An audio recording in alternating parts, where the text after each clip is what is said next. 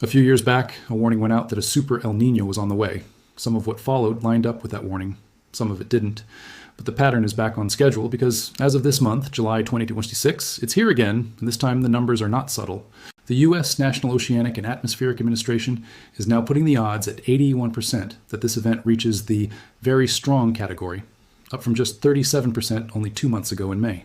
That is not the 60-something% number some of you may have seen floating around online, because that figure is already outdated, and an 81% chance of very strong points towards something that has only happened a handful of times since global record-keeping began in 1950. A Super El Niño isn't really about the planet simply getting hotter. It's about the planet's weather getting picked up and relocated. The rain, the storms, and the heat all shifting away from the places that were built around them and onto places that were never ready for them. So, in this video, we're going to walk through what a Super El Niño actually is, how likely this one is to happen, and what it could mean for you this year. It starts with the sun. The equator receives the most direct sunlight on Earth, so the air there is constantly heating up and rising, which pulls in air from the north and south to take its place. The planet is spinning underneath all of that, and the rotation bends the incoming air sideways into a steady river of wind blowing east to west along the equator. Those are the trade winds, the same ones that carried sailing ships across the ocean for centuries. They are the engine of this entire system. Here's what they actually do. Picture the Pacific Ocean as a giant bathtub. Day after day, the trade winds drag warm surface water westward and pile it up near Indonesia, until that side of the ocean sits roughly 8 degrees Fahrenheit warmer, and as much as half a meter higher than the water off the coast of South America. It is, in effect, a mountain of warm water held in place by nothing but wind. And as that warm water gets dragged west, cold, nutrient-rich water rises up along the coast of South America to take its place, which feeds the plankton, which in turn feeds the fish. That is why the coast of Peru is one of the richest fishing grounds on the entire planet. There's an atmospheric half of this story as well. All that warm water sitting in the western Pacific is constantly evaporating, feeding towering thunderstorms that soak Indonesia, while the cooler eastern Pacific stays comparatively dry. That atmospheric seesaw is what scientists call the Southern Oscillation. Put the two pieces together, the ocean half and the atmospheric half, and you get the full name of the whole system. ENSO, the El Niño Southern Oscillation. El Niño is what happens when the winds let go. When the trade winds weaken, the mountain of warm water sloshes back east, and when it reaches South America, it acts like a warm lid pressing down on the boundary between the warm surface layer and the cold water below, a boundary called the thermocline. The cold water can no longer punch through, the upwelling stops, the plankton vanishes, and the fish leave, and the whole system starts feeding on itself.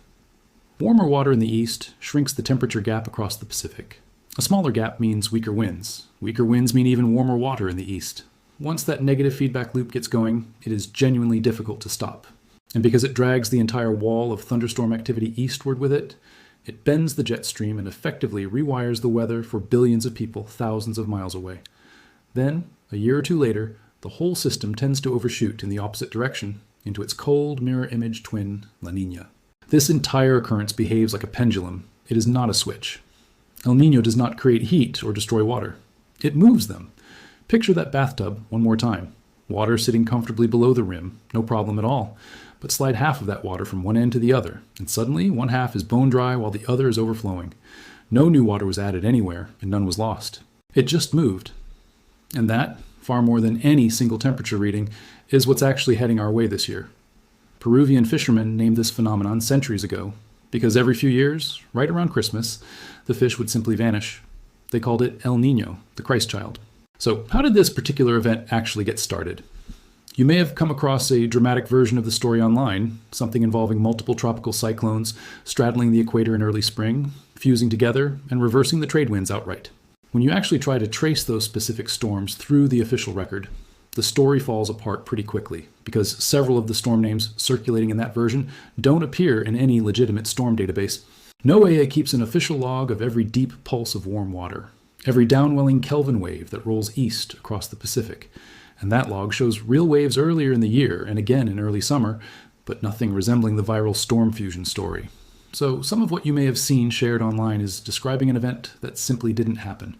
The real version is less cinematic, but more solid. Starting in the early spring of this year, the winds over the central Pacific weakened just enough to loosen their grip and launch a Kelvin wave eastward, and heat began building beneath the surface. Then, for about a month in mid-spring, the whole thing stalled and actually began to shrink. For a stretch, this El Niño looked like it might simply fizzle out entirely. Then, In late spring, it surged back. A second Kelvin wave launched in early summer, and that is the one that shoved the thermocline down hard off the coast of South America. As of this month, the water sitting below the surface out there is running more than 2.5 degrees Celsius above normal. There's one genuine monster storm tangled up in this story, and it's worth addressing directly because it tends to confuse the picture. A powerful typhoon peaked at Category 5, strength near Guam, before slamming into China in mid-July. You might assume a storm that dramatic played some role in fueling this El Niño.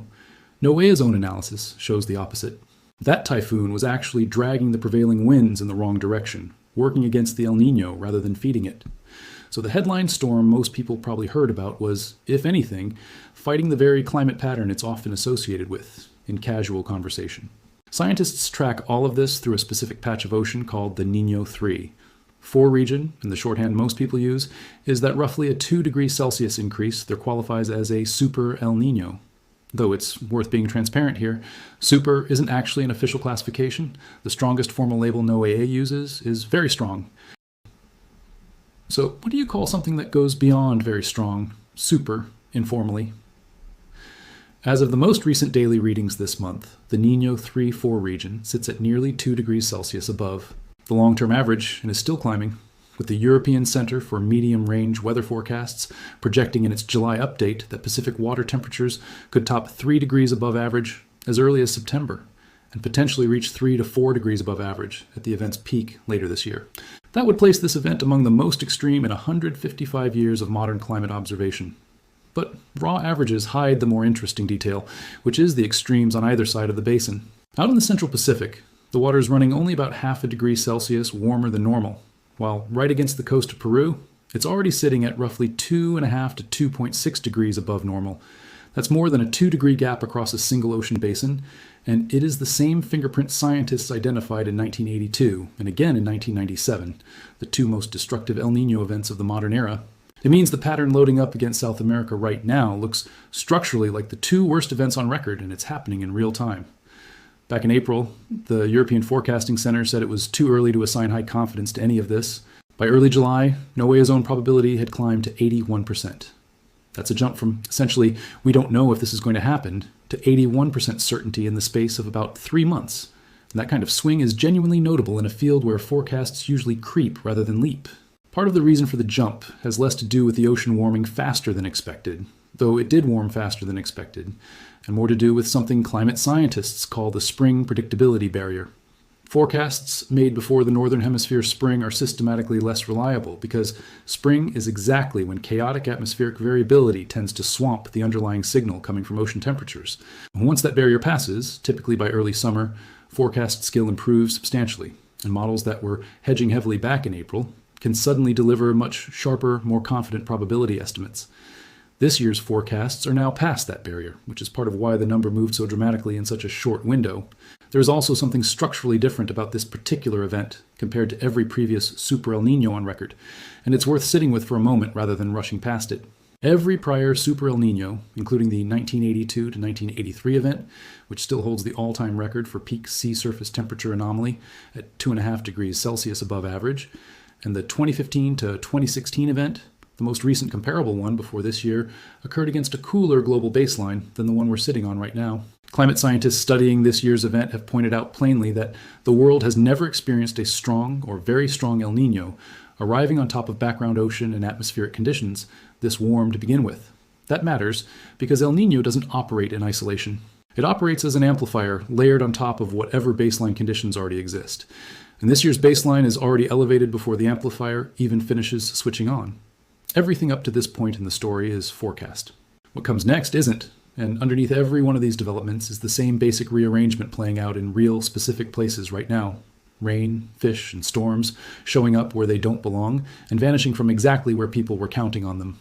Every year, Peru sets a harvest quota for anchoveta, a small fish that gets ground into fish meal and used to feed farmed salmon, chickens, and pigs around the world.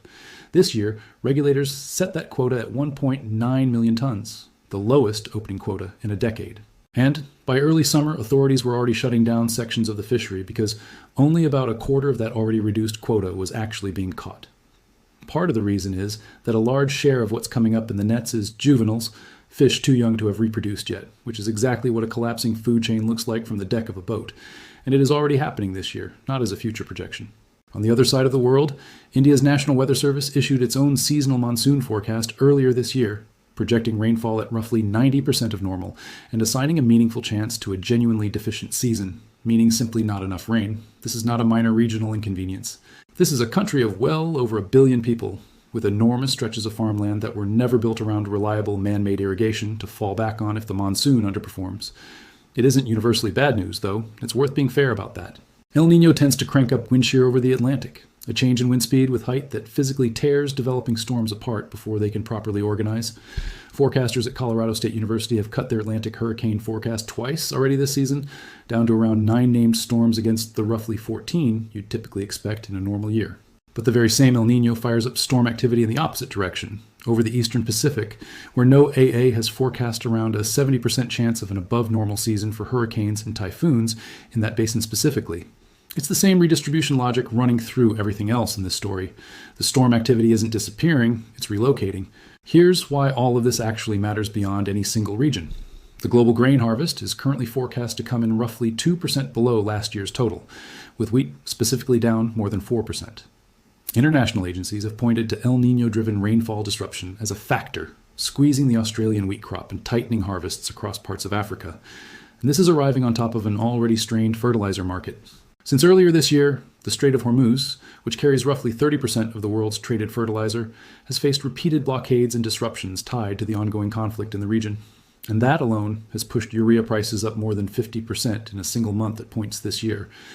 So you've got less fertilizer reaching farmers, thinner grain stockpiles heading into the season, and weakening monsoon rainfall, all compounding at the same time rather than arriving one at a time with room to adjust in between. But if this story stopped there, it would be doing you a real disservice, because the full picture is more complicated and, in some ways, more interesting than pure disaster framing suggests. The 1997 to 1998 event was one of the strongest El Niños of the modern era, and a researcher named Stanley Changyong sat down afterward and actually tallied up what that event cost the United States specifically. The damage column was real. Roughly 189 Americans died, and the direct costs ran to around $4 billion.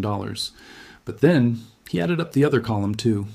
That same El Niño delivered an unusually mild northern winter, and mild winters are cheap. Americans saved an estimated $6.7 billion on heating costs that year. Spring arrived without the usual snowmelt flooding, and the same atmospheric pattern helped hold down what turned out to be an unusually quiet Atlantic hurricane season. Total estimated benefits landed close to $20 billion. Extreme cold kills roughly 770 Americans in an average year. That particular winter, it killed around 13.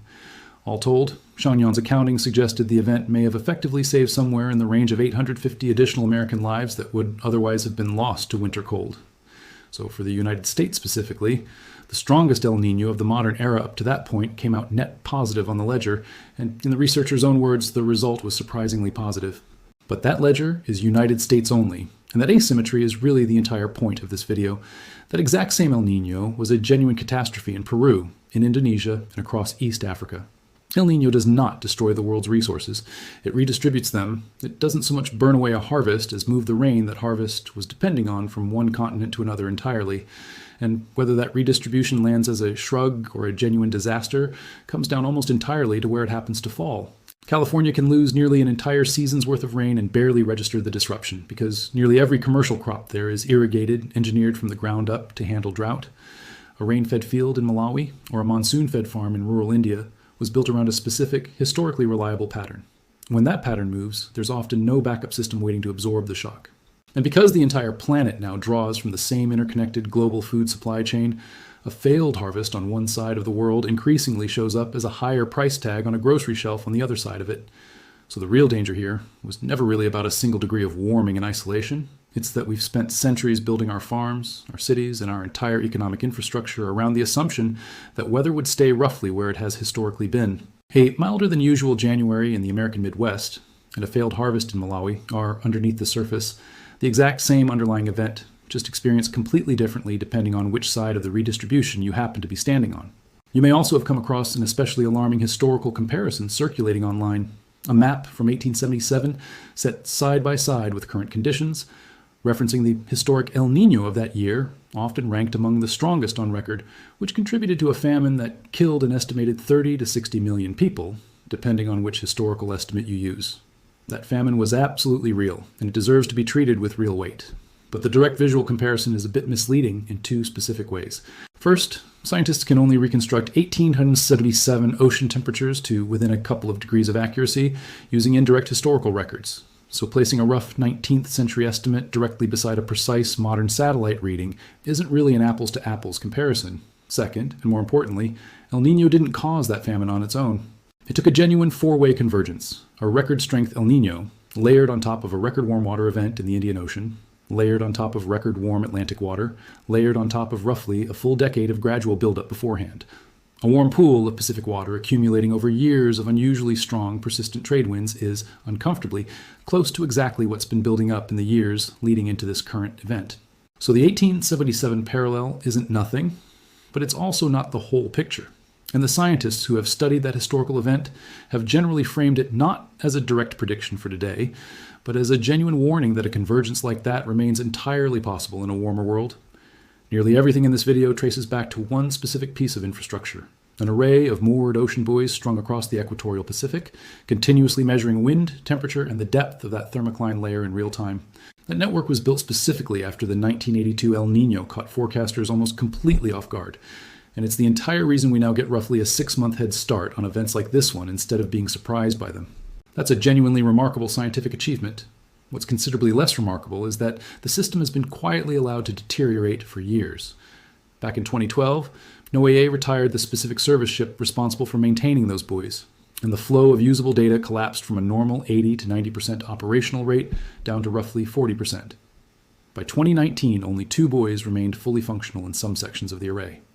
Japan ended its own complementary monitoring program in the region entirely in 2021. And earlier this year, a federal budget proposal floated, eliminating the NOAA office responsible for running the array altogether. Congress ultimately kept the office funded, but with a meaningful cut to its budget. In practical terms, the very forecasting capability that gave us this 81% probability months in advance is the same capability that has been gradually eroding for over a decade, even as the events it's designed to detect appear to be intensifying. Given all of that, a few practical, non-dramatic points are worth taking seriously if you live somewhere likely to be affected by shifting rainfall or storm patterns this year. If you're able to, having some kind of backup power strategy genuinely matters, especially if you or someone in your household depends on medical equipment. That could mean a standby generator, or increasingly, a combination of battery storage and solar, something that can at least keep essential devices running if the grid goes down for an extended stretch. Keeping some food, water, and basic provisions on hand as a matter of routine, not panic, is simply sound practice, regardless of what any specific forecast says. Clearing storm drains and making sure drainage around your home is actually functional before a wet season arrives is one of the cheapest, most effective things most homeowners can do. And checking in on neighbors, particularly anyone elderly or otherwise vulnerable, matters more during periods of unusual weather than people often assume, because resilience at the individual level only goes so far if the people around you aren't equally prepared. Flooding specifically deserves particular attention here, because it's the single event that costs the most people their homes, and it is also the one most commonly misunderstood in terms of insurance. Standard homeowners insurance policies typically do not cover flood damage at all. You generally need a completely separate flood policy to be covered. Official U.S. federal flood maps currently place roughly 13 million Americans inside a designated flood zone. But when independent researchers rebuilt those same maps using modern rainfall and elevation data rather than the older federal methodology, the realistic number came out closer to 41 million people, meaning roughly 28 million more Americans are effectively standing in a flood-prone area than official government maps currently reflect. A single inch of standing water inside a home can cause upward of $25,000 in damage, and research on federal mitigation programs consistently finds that every dollar spent preparing in advance saves around $6 in damage costs down the road. The bigger takeaway from all of this really comes down to how we think about the word normal in the context of weather. Good weather, in the way most people mean it, is really just weather that matches expectation. Rain when it's supposed to rain, cool when it's supposed to be cool, warm when it's supposed to be warm. In any given region, if you get substantially more rain than the local drainage system was ever designed to handle, you get flooding. If you get too little rain and don't have a robust desalination or alternative water infrastructure to fall back on, you get drought. These are genuinely things engineers and planners can design around to a point, but it remains a big, complex planet running on an interconnected weather system that doesn't hold still for our convenience. If more relevant news breaks on this in the coming weeks as the event continues developing toward its expected peak later this year, it's worth checking back in because this is very much an unfolding story rather than a finished one. And the gap between an 81% probability today and whatever the ocean actually ends up doing between now and the close of the year is exactly the kind of gap worth watching closely rather than treating as already settled science. Stay safe out there and stay skeptical of anyone who tells you this particular story is already finished, because right now it genuinely isn't.